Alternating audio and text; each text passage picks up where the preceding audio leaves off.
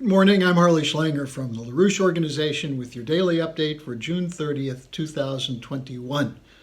Today I'm going to focus on the question of the Green New Deal, which was the subject of the second panel at our recently concluded Schiller Institute conference. And if you haven't seen it, go to schillerinstitute.com, panel 2, a very thorough discussion of why we need 7 terawatts of new power for the world. Now, also, I should just add there was a third of a series of events in Italy last night where Italian climate scientists are taking apart the arguments about carbon dioxide as a poison, as a threat to the human environment, and are actually discussing this question of what is the real nature of the cause of whatever climate change there is out there, and not the man-made climate change which is being used to scare us into accepting a move into a new physical domain which includes no energy production, no food production, and the ultimate extinction of mankind, which, by the way, is the intent of a certain grouping among the world's oligarchs. They don't intend to wipe out mankind, just everyone who's not an oligarch. Now, let's take this question of the problem with the Green New Deal from the standpoint of the power outages and blackouts that are going on in the United States right now. In the last weeks, there have been outages and blackouts in Washington State, in Idaho, in Oregon, in Nevada, in California, and in Michigan. Now, these have not been system-wide blackouts, but they're consistent. And in some cases, there are rolling blackouts, and there are warnings, especially for California and Texas, that the system is overloaded and is subject to possible crash unless people conserve energy. Now, these warnings come from groups such as the Texas Electric Reliability Council, ERCOT, which is calling on customers to consume power to figure out how to only use electricity in off-peak moments, which is a little hard to find an off-peak moment when the temperatures are nearly 100 degrees Fahrenheit. Now, there are 2 policy errors which are contributing to the crisis. The first is deregulation. This is one that they won't talk about for the most part, but what deregulation meant is that in order to have competition of electricity providers, they need to cut their costs so they can give you cheaper power. But what that means is they're not doing maintenance, they're not doing upgrades, they're not keeping the system in shape. And as a result, the cost-cutting measures to the consumers are also cost-cutting for the power companies, which mean less reliable electricity. This is a big part of the problem that hit California in the summer of 2020, where there were rolling blackouts in the month of August. And in Texas this last February, one of the contributing factors to the deep freeze there was the effect of deregulation. And with deregulation, of course, you get cheaper costs at the moment, but whenever you actually need more electricity, the costs skyrocket. So the deregulation is a major part of this. Just remember Enron when you think about deregulation. Now, the second policy error is the green policy. The idea that you can get rid of nuclear power, you can get rid of coal, you can get rid of oil and gas, and create a clean grid based on solar and wind. Now, what's the problem with this? Well, first of all, those are unreliable. They're inefficient. And they're costly.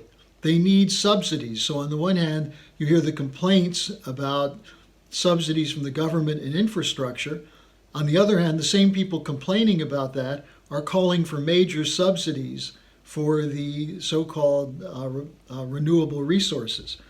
Now, the other problem is that the transmission lines are congested. There's an article in today's Washington Post which just points out that there's not enough clear transmission lines for the traffic of electricity that's needed. There's congestion. This leads to breakdowns, and it's extremely costly and time-consuming to repair. One of the things that they're using now are what they call smart thermostats, where the utility company or the electricity provider installs a thermostat which gives them the power to go into your home through a computer and lower or raise your temperature as the utility wants, not as you want. This is supposedly giving you more freedom. Well, what it does is it gives freedom to the power companies to cut the costs of providing electricity even while their rates stay at the same level. Now, all of these things are creating a blowback, although we haven't seen the full effect of that yet.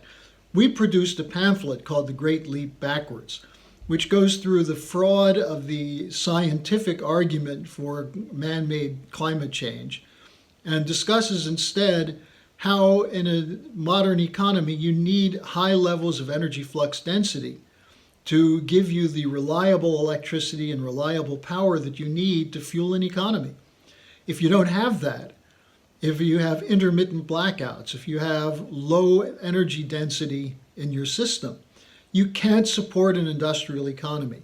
We're also hearing calls for reducing farmland use, getting rid of livestock, going to fake meat, and so on. Now, there's opposition to Biden's executive order on the use of farmland. It's something called 30 by 30, which is an executive order 14008.